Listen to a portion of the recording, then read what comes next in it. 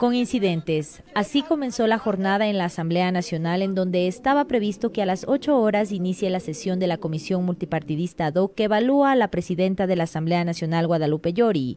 Pero la noche anterior se conoció de la disposición que indicaba la suspensión de las actividades del Legislativo por los preparativos para el informe a la Nación que se desarrollará el próximo 24 de mayo. Medios de comunicación y funcionarios fuimos impedidos de ingresar al Palacio Legislativo, incluso Francis Abad, abogado de la presidenta Llori. No es que nosotros no queremos, no se encuentra. Bueno, no puedo entrar entonces.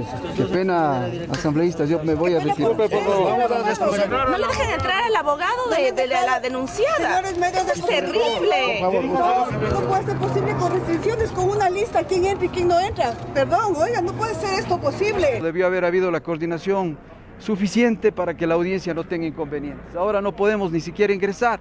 Entonces yo lo que voy a hacer es a proceder a retirar.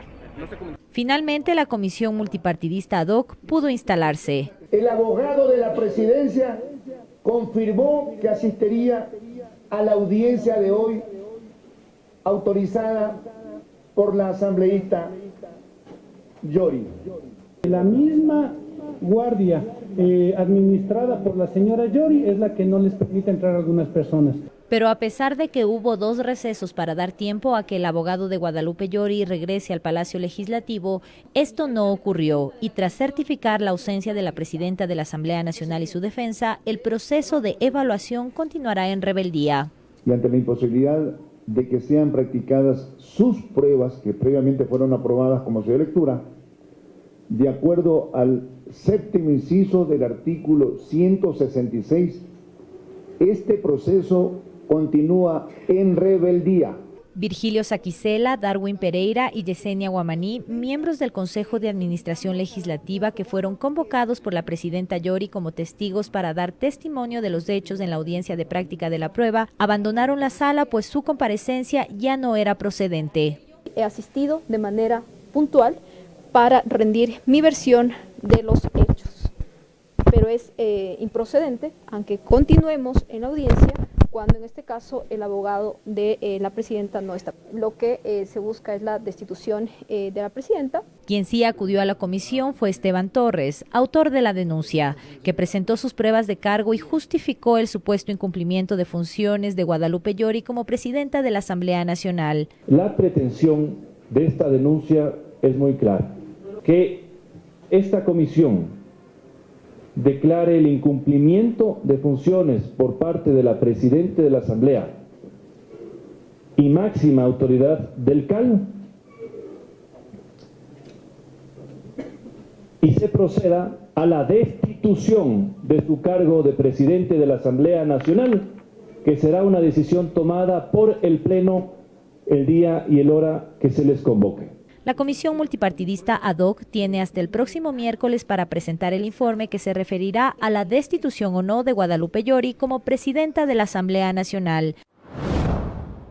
El presidente de la Corte Nacional de Justicia, Iván Saquicela, es suspendido de su cargo por 90 días. Esto se da luego de recibir 2 denuncias relacionadas a un supuesto retardo en la tramitación de un caso de extradición. El Consejo de la Judicatura informa que requirió a la Corte Nacional de Justicia la declaración jurisdiccional previa contra Saquicela por presunta manifiesta negligencia. En este documento se afirma que el exdefensor del pueblo, Freddy Carrión, es el denunciante y que la infracción cometida por Saquicela es la prevista en el artículo 125 del Código Orgánico Integral Penal. Rechazamos que el Consejo de la Judicatura... No obstante, Saquicela tiene el respaldo de jueces de cortes provinciales del país, quienes se pronunciaron en contra del Consejo de Participación Ciudadana y Control Social por la falta de interés para elegir al nuevo presidente de la Corte Nacional de Justicia. Exigimos al Consejo de Participación Ciudadana y Control Social elija a la o el presidente del Consejo de la Judicatura, que imperativamente tiene que ser una persona de la terna remitida por la Corte Nacional de Justicia, que representará a la función judicial y por tanto a los jueces y juezas del país. Los presidentes de cortes provinciales sostuvieron que hay intereses políticos de quienes lideran el Consejo de Participación y Judicatura para imponer a un nuevo presidente de la Corte Nacional de Justicia. Tenemos que denunciar al país que se está fraguando una nueva metida de mano en la justicia. Rechazamos que el Consejo de la Judicatura lesione flagrantemente el principio de independencia judicial, entrometiéndose en decisiones de un órgano jurisdiccional como es el Pleno de la Corte Nacional de Justicia. Saquicela se pronuncia y dice que la resolución que lo suspende de su cargo por 90 días es ilegítima. Se trata de una resolución inmotivada, es una resolución que vulnera derechos constitucionales, es ilegal, es ilegítima. De acuerdo a Saquicela, hay dos temáticas que promovieron su suspensión. Primero, la terna que yo presenté y que yo advierto al país una pretensión de metida de manos en la justicia.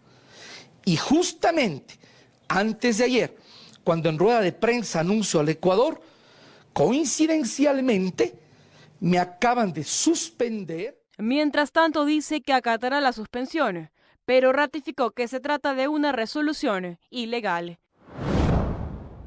El alza de la gasolina súper o la guerra entre Ucrania y Rusia son solo dos de las múltiples variables que han repercutido en el incremento de la canasta básica en Ecuador. Para el analista económico Jorge Calderón, si no se toman medidas para estimular el sector productivo, para finales del 2022 el valor de la canasta básica compuesta por 75 productos se incrementará a casi $800. Dada la evolución que está teniendo los precios, la misma podría estarse incrementando hasta final del año, si no se atenúa esta situación, entre $780 a $800 la canasta hasta final del año, teniendo presente si no se toman acciones que puedan corregir este tipo de situación.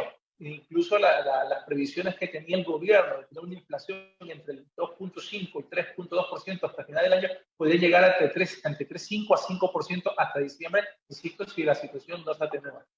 Los productos ecuatorianos sin duda son de muy buena calidad, pero si nosotros los comparamos, por ejemplo, la producción de hectáreas de arroz, de café, con respecto a los países vecinos, es más baja nuestra productividad. Entonces deberíamos ahí estar generando estímulos para poder generar aumentos en la productividad y esto acarrea que los costos puedan irse reduciendo. En los últimos 3 meses, los rubros de educación, transporte y alimentación se han incrementado de forma importante, convirtiéndose en un inconveniente para las familias que no llegan a tener un poder adquisitivo para cubrirlos. Pero, ¿cuál sería una vía para poder encontrar un punto medio y tener una solución? Tampoco la solución es subir los salarios a cada instante, porque ya tenemos experiencias de los años 80 y 90 cuando se indexaban los salarios a la inflación en países como Argentina y la espiral inflacionaria era mucho peor. Por eso es que las mejoras tienen que ir hacia eficiencias productivas, hacia generar estímulos, a tratar de reducir los costos de la electricidad, por ejemplo, en el Ecuador es uno de los países de la región con la energía eléctrica más cara en América Latina. Entonces son factores que inciden en la productividad. Yo creo que el gobierno debería ir trabajando, por ejemplo, en los estímulos al sector productivo. Por ejemplo, reducir aranceles de materias primas que se importen, porque también parte del problema del Ecuador es que estamos importando, estamos trayendo inflación de aquellos países que también ya están subiendo sus precios. La solución tampoco va a ser un control de precios, porque esto desalentaría al productor, pero yo creo que estableciendo la supervisión necesaria podríamos atenuar el problema. El costo de la canasta básica familiar fue de $728.68 en abril del 2022. En cambio, el ingreso promedio de los hogares alcanzó los $793.33. Según el INEC, esto significa un excedente teórico para las familias de $64.66. La famosa frase de poner la casa en orden a la que tanto se refiere Guillermo Lasso le ha alcanzado en este año de gobierno solo para abarcar algunos temas, como por ejemplo la reducción del déficit fiscal de casi 7.000 a 2.000 millones de dólares, el ordenamiento financiero macroeconómico y la recuperación del escuálido fondo de la Reserva Internacional, ubicado hoy en 10.000 millones de dólares por ingresos petroleros y buena recaudación de impuestos. Puntos que para Diego Ordóñez, consejero del presidente de la República, han dado paso a una mayor inversión privada. Y eso ha provocado, digamos, un importante compromiso del sector empresarial de invertir. Hay contratos de inversión por alrededor de 5.000 millones de dólares para los próximos 3 años, con el compromiso de inversión de 1.000 durante el año 2022. Con lo que Patricio Alarcón no concuerda, pues considera que la política del presidente Lasso es poco sostenible. no estamos haciendo nada para mejorar la economía del país. Ya hablan del crecimiento económico del 4,2%. Eso no es suficiente, pues. Nosotros tenemos que crecer y superar la pérdida del crecimiento económico o el decrecimiento económico que llegó a casi 9 puntos del PIB. Las relaciones legislativo-ejecutivo se escriben con mayúscula en la fila de sus fracasos. Esto pese de haberle encargado a Francisco Jiménez trazar puentes con las diferentes fuerzas políticas de la Asamblea. Usted no puede pretender que la gente quiera llegar a acuerdos con usted cuando usted se pasa insultando a todo el mundo. Entonces, creo que hay una falta de asesores políticos o un buen asesor político en la presidencia. O no sé si es que el presidente hace caso a alguien, no lo sé. Por otro lado, los sectores gremiales señalan que el ordenamiento de la casa quedó solo en el dicho de un gobierno neoliberal, que poco o nada ha invertido en lo social, como la salud, educación y seguridad, además de no promover el empleo digno, como lo prometió en campaña.